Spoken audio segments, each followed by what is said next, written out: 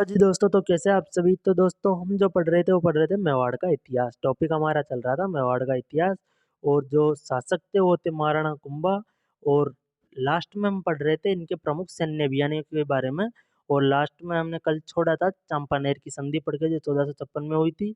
तो दोस्तों आज जो हम पढ़ने वाले हैं महाराणा कुंभा की प्रमुख स्थापत्य कला के बारे में और इनका साहित्य में जो योगदान रहा उसके बारे में हम आज पढ़ेंगे। तो दोस्तों स्थापत्य कला की बात आती है महाराणा कुंभा की, तो एक सबसे पहले आता है इन्होंने जो कुंभलगढ़ दुर्ग का निर्माण करवाया। अब कुंभलगढ़ दुर्ग का निर्माण दोस्तों इन्होंने कहाँ करवाया, तो इन्होंने जो सादरी गांव के निकट राजसमंद के अंदर निर्माण करवाया। अब दोस्तों कभी कभी पूछ भी लिया जाता है, तो इसका जो शिल्पी था, तो शिल्पी कौन था दोस्तों, तो इसका जो शिल्पी था, शिल्पी वो थे मंडन। कौन दोस्तों, मंडन। महाराणा कुंभा के एक प्रसिद्ध शिल्पी थे ये। और ये जो दोस्तों इसका निर्माण कुंभलगढ़ दुर्ग का निर्माण जो वो इन्होंने कहाँ करवाया, यदि क्वेश्चन आ जाए कि किस सादरी गांव में तो करवाया, लेकिन किस जगह पे करवाया, कौन सी पहाड़ी पे करवाया, तो ये करवाया था दोस्तों इन्होंने जरगा की पहाड़ी। तो ये करवाया इन्होंने जरगा की पहाड़ी के ऊपर। और यदि ये पूछ लिया जाए कि किसके लिए करवाया, तो इन्होंने जो दोस्तों इनकी रानी हुआ करती थी,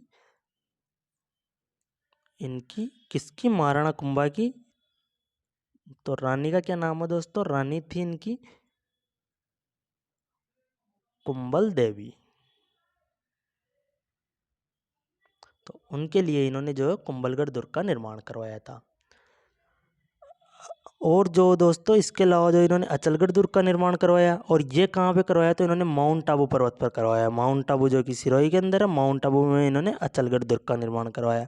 इसके अलावा बसंती या बसंतगढ़ दुर्ग का इन्होंने निर्माण करवाया, जो सिरोही के अंदर है। और इसके अलावा दोस्तों इन्होंने बोरठ दुर्ग का निर्माण करवाया, जो कि उदयपुर में है। और बैराट दुर्ग, बैराट जो स्थान है दोस्तों वो तो वैसे जयपुर में, और बैराट दुर्ग के लिए यदि आपसे पेपर में पूछ लिया जाए, तो वो इन्होंने महाराणा कुंभा ने करवाया था निर्माण, और ये जो भीलवाड़ा के अंदर स्थित है। इसके अलावा दोस्तों अभी कवि राजा श्यामल दास ददवाड़िया जो कि वीर विनोद नामक ग्रंथ में लिखते हैं, एक सेकेंड। ये जो दोस्तों इनके वीर विनोद नामक ग्रंथ के अंदर बताते हैं कवि राजा श्यामल दास ददवाड़िया कि महाराणा कुंभा ने जो मतलब मेवाड़ के अंदर टोटल दुर्ग वो कितने थे, तो 84 दुर्ग थे टोटल।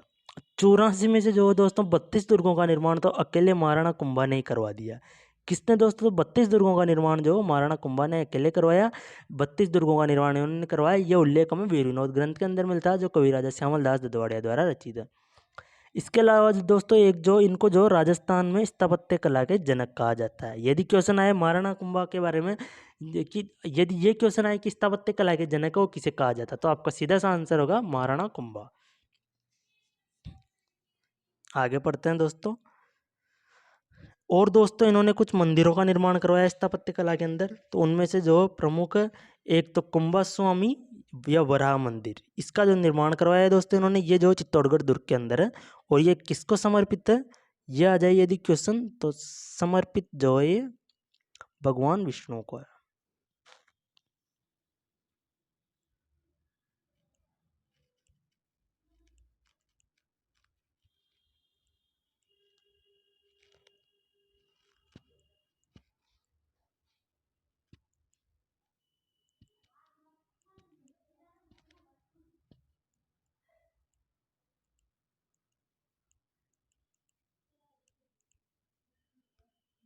और दोस्तों इन्होंने कुंभा स्वामी या कुंभ स्वामी, जिसे वराह मंदिर कहा जाता है, 12 नहीं है यहाँ पर भी, ये वराह है, ये वराह मंदिर, इसका निर्माण इन्होंने करवाया। ये जो है कुंभलगढ़ दुर्ग के अंदर है। इसके अलावा दोस्तों इन्होंने हरिहरिया मीरा मंदिर का निर्माण करवाया, जो कैलाशपुरी उदयपुर में स्थित है। और इसके अलावा दोस्तों इन्होंने जो इनके कुंभा के जो एक मंत्री थे धरणक शाह, इन्होंने जो पाली जिले में रणकपुर जैन मंदिर का निर्माण करवाया। तो यदि आपसे पूछा जाए कि रणकपुर जैन मंदिर का निर्माण किसने करवाया, तो ये जो धरणक शाह ने करवाया था। और ये किसके शासनकाल के दौरान करवाया था, तो ये जो दोस्तों महाराणा कुंभा के शासनकाल के दौरान करवाया गया था। इसके अलावा आगे चलते हैं दोस्तों, आगे आता है शांतिनाथ जैन मंदिर। इसका निर्माण जो दोस्तों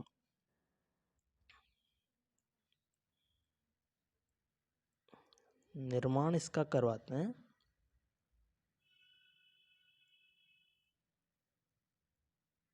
वेल का।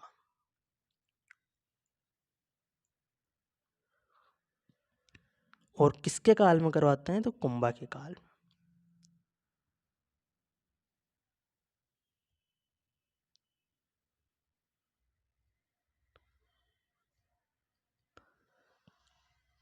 इसमें दोस्तों क्या, महाराणा कुंभा ने अपनी पुत्री थी, इनकी पुत्री रमाबाई का विवाह इसी मंदिर में किया था, इसलिए इसे श्रृंगार चौरी कहा जाता है।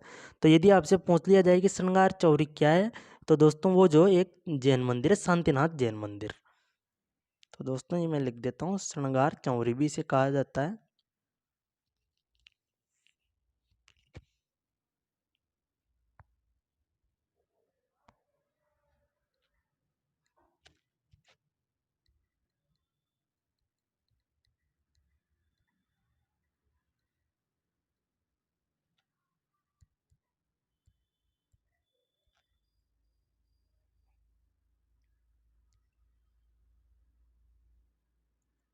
तो दोस्तों इसका निर्माण जो महाराणा कुंभा ने अपनी पुत्री की रमाबाई के विवाह के अंदर करवाया। अब इसके बाद दोस्तों हम पढ़ते हैं कीर्ति स्तंभ, जिसे विजय स्तंभ भी कहा जाता है, विष्णु स्तंभ भी कहा जाता है, और ये जो चित्तौड़गढ़ दुर्ग के अंदर स्थित है।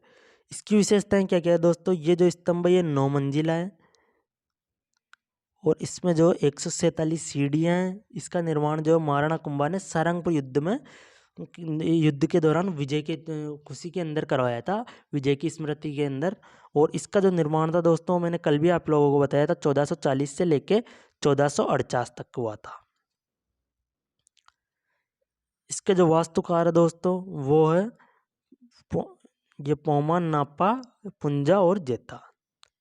और दोस्तों इसकी जो ऊंचाई है वो 122 फीट के लगभग, और इसका निर्माण जो महाराणा कुंभा ने सारंगपुर विजय के दौरान करवाया ही था। और इसके जो उपनाम देखने को मिलते हैं दोस्तों, वो हिंदू मूर्तियों का अजायबघर, भारतीय मूर्ति कला का विश्वकोश। ये दोनों मोस्ट इंपॉर्टेंट है दोस्तों, ये यदि कहीं पे एग्जाम में आ जाए, इस वजह से आप इनको जो मोस्टली देखिएगा, याद कीजिएगा। अगला आता है दोस्तों इसी के बारे में, ये राजस्थान की पहली इमारत है जिस पर 1949 में जो डाक टिकट जारी किया गया, ये भी मोस्ट इम्पोर्टेंट है दोस्तों। अगला आता है इसकी दीवार पर जो कीर्ति स्तंभ प्रशस्ति टंगी हुई है, और इसकी तीसरी मंजिल पर अरबी भाषा में 9 बार अल्लाह शब्द लिखा हुआ है। क्या लिखा हुआ है दोस्तों, अल्लाह शब्द 9 बार तीसरी मंजिल पर। और कर्नल जेम्स टोड ने जो दोस्तों इसको टार्जन टावर का की संज्ञा दी है, और इसे कुतुब मीनार से भी सर्वश्रेष्ठ बताया है। अब इसके बाद में जो दोस्तों महाराणा कुंभा की जो साहित्य के बारे में प्रमुख योगदान है उसके बारे में पढ़ते हैं। तो चलिए दोस्तों, महाराणा कुंभा का साहित्य के अंदर योगदान है दोस्तों, एक तो ये जो एकलिंग महात्म्य ग्रंथ है एक, इसके जो लेखक है वो कान्हा व्यास है। ये जो दोस्तों ये ग्रंथ क्या दो पार्ट्स में लिखा गया था, मतलब 2 भागों में थे। तो इसके जो एक भाग था वो महाराणा कुंभा ने लिखा था, तो इस वजह से जो इसका लेखक जो महाराणा कुंभा को भी माना जाता है। और इसी ग्रंथ से दोस्तों में पता चलता है कि जो महाराणा कुंभा है वो इतिहास, राजनीति, भूगोल और इन सभी के अंदर जो उपनिषद, वेद, पुराण आदि में निपुणता प्राप्त की थी, वो इसी ग्रंथ के अनुसार हमें पता चलता है। कौन सा ग्रंथ है, एकलिंग महात्म्य। ठीक है दोस्तों। और दोस्तों इनके जो संगीत गुरु थे वो थे सारंग व्यास, काव्य गुरु थे इनके कान्हा व्यास, और चित्रकारिता के जो गुरु थे वो थे जैनाचार्य हीरानंद। इन्होंने दोस्तों संगीत शास्त्र पर 4 ग्रंथ लिखे। वो चारों ग्रंथ संगीत राज, संगीत रत्नाकर, संगीत मीमांसा और सूड प्रबंध। अब ये जो संगीत राज है दोस्तों, इसके जो 5 भाग है, ये सर्वश्रेष्ठ वृहद और संगीत ग्रंथों का सिरमौर इसे कहा जाता है। और इसके 5 भाग है। 5 भाग कौन कौन से दोस्तों, पाट्य रत्न कोश, नृत्य रत्न कोश, गीत रत्न कोश, वाद्य रत्न कोश और रस रत्न कोश। आप बस इधर के आगे आगे के नाम याद रखेंगे और बाद में रत्न कोश लगाना है, इस तरीके से आप याद कर सकते हैं। आगे दोस्तों हम पढ़ते हैं, महाराणा कुंभा ने जो गीत गोविंद पर रसिक प्रिया की टीका नामक ग्रंथ लिखा है, वो रसिक प्रिया की जो रसिक प्रिया की टीका है, ये ग्रंथ इन्होंने लिखा। और कुंभा ने जो दोस्तों काम शास्त्र पर कामरतिसार नामक ग्रंथ लिखा था। और जो दोस्तों मंडन, महाराणा कुंभा के जो शिल्पी थे, ये एक प्रसिद्ध शिल्पी थे, भी मैंने आपको पहले बता ही दिया था। इनके द्वारा रचित ग्रंथ राजवल्लभ, रूप मंडन, विद्या मंडन, सगुन मंडन, वास्तु मंडन, प्रसाद मंडन। अब ये किस किस के बारे में थे दोस्तों, तो वो मैं आपको बताता हूँ। तो दोस्तों जो राजवल्लभ वो शिल्प शास्त्र पर आधारित था, रूप मंडन जो दोस्तों ये मूर्ति कला पर आधारित है, और जो दोस्तों वैद्य मंडन है आयुर्वेद पर, वेद से आपको याद रखना है तो आयुर्वेद पर आधारित है। और शगुन मंडन है, ये जो ज्योतिष विद्या पर आधारित है। वास्तु मंडन ये वास्तुकला पर आधारित है। और प्रसाद मंडन है, ये मंदिर, दुर्ग, भवन निर्माण इत्यादि पर इन पर आधारित है। अभी दोस्तों क्या है कि मैं बीएसटीसी के पेपर्स वगैरह है वो मॉडल पेपर्स बना के डाल रहा हूँ, उसका एग्जाम आ रहा है, तो इस वजह से हम ज़्यादा टॉपिक नहीं पढ़ पा रहे हैं और थोड़ा सा ढंग से भी नहीं पढ़ पा रहे हैं। तो आज या कल लास्ट, फिर उसके बाद हम बढ़िया तरीके से अपने यही जो इतिहास हिस्ट्री में पढ़ा रहा हूँ वही ढंग से चालू करेंगे। तो ये कुछ टॉपिक आपको आज का या कल का इंटरेस्टिंग नहीं लगे तो आप प्लीज़ उस चीज़ का वो मत कीजिएगा। आगे फिर से हम और दूसरे टॉपिक्स मतलब कल या परसों से इन्हीं टॉपिक्स को और अच्छे से कवर करेंगे, अच्छे से पढ़ेंगे, अच्छा सा कंटेंट बनाएंगे। आज और कल में थोड़ी बहुत प्रॉब्लम्स आ रही है इस वजह से। आगे जो दोस्तों अब हम पढ़ते हैं महाराणा कुंभा का अंतिम समय के बारे में। इनको अंतिम समय में दोस्तों क्या उन्माद नामक रोग हो गया था।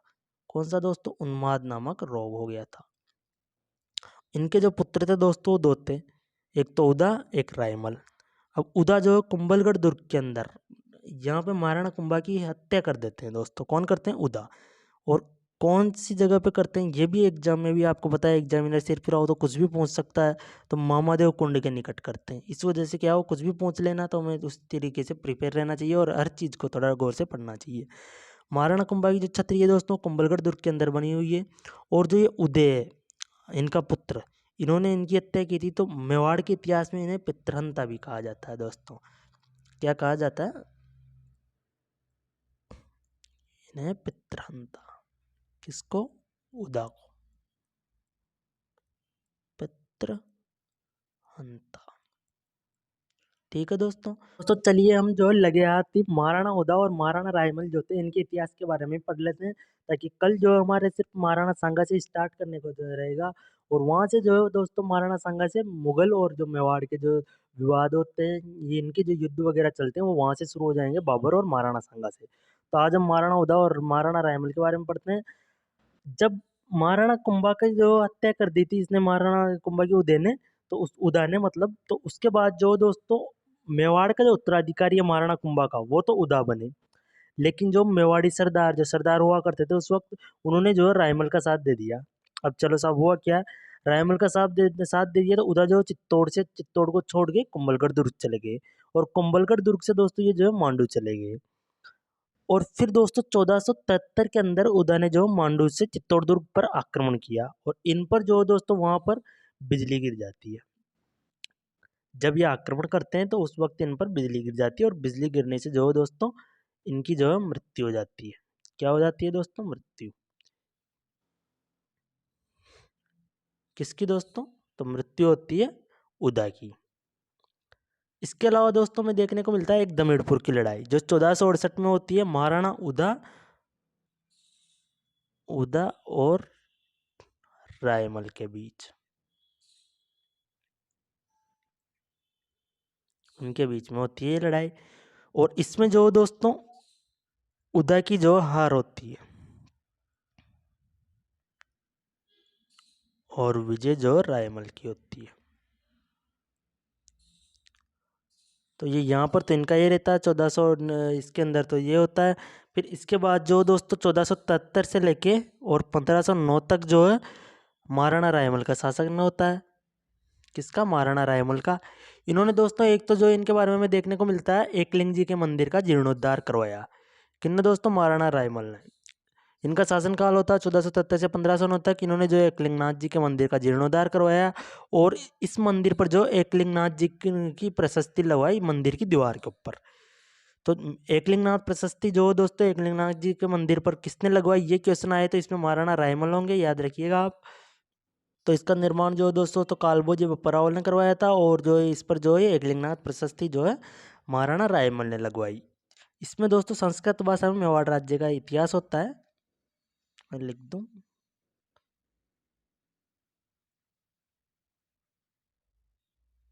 संस्कृत भाषा में मेवाड़ का इतिहास।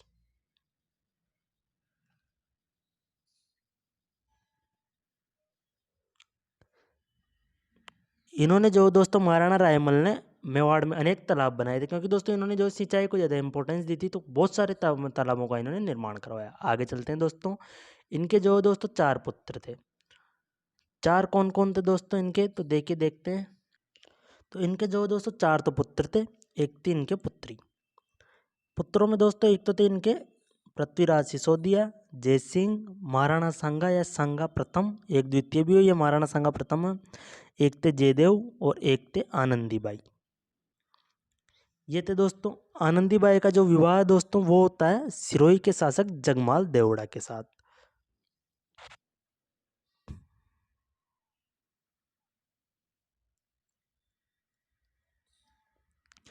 ये जो दोस्तों मतलब बचपन के अंदर चिपकर रहते थे और अजमेर के जंगलों के अंदर चिपकर रहते थे। करमचंद पंवार थे जिन्होंने इन्हें आश्रय दिया था, इसलिए आश्रयदाता कहलाए। तो दोस्तों इस वजह से करमचंद पंवार को राणा सांगा का आश्रयदाता कहा जाता है। अब इनकी हो जाती है मृत्यु दोस्तों पृथ्वीराज सिसोदिया की, क्योंकि इनको जो ये जगमाल देवड़ा है ये विष दे देता है। तो ये जो दोस्तों उड़ता राजकुमार, इसमें इम्पोर्टेंट ये इनकी जो छतरी है उड़ता राजकुमार या 12 खंभों की छतरी, आपसे यदि पूछा जाए तो ये जो दोस्तों ये कुंभलगढ़ दुर्ग के अंदर। कहाँ पे दोस्तों? कुंभलगढ़ दुर्ग के अंदर। तो दोस्तों बस आज के लिए इतना ही। अभी ज़्यादा मैटर में एक साथ पढ़े बेवजह आपको समझ में भी नहीं आया क्या मतलब आ रहा है। तो दोस्तों कल से जो हम महाराणा सांगा या संग्राम सिंह प्रथम जिन्हें कहते हैं उनके बारे में शुरुआत करेंगे। ये भी बड़े इंटरेस्टिंग टॉपिक वो शुरुआत होगी दोस्तों। अभी हम मेवाड़ के इतिहास में यहाँ से बाबर वगैरह की एंट्री होती है, तो आगे से अभी थोड़ा और इंटरेस्ट आएगा। तो दोस्तों यदि वीडियो पसंद आया हो तो लाइक कीजिएगा और आपका कोई भी सुझाव हो तो कमेंट बॉक्स में कमेंट कीजिएगा। थैंक यू दोस्तों। Subscribe now and press the bell icon.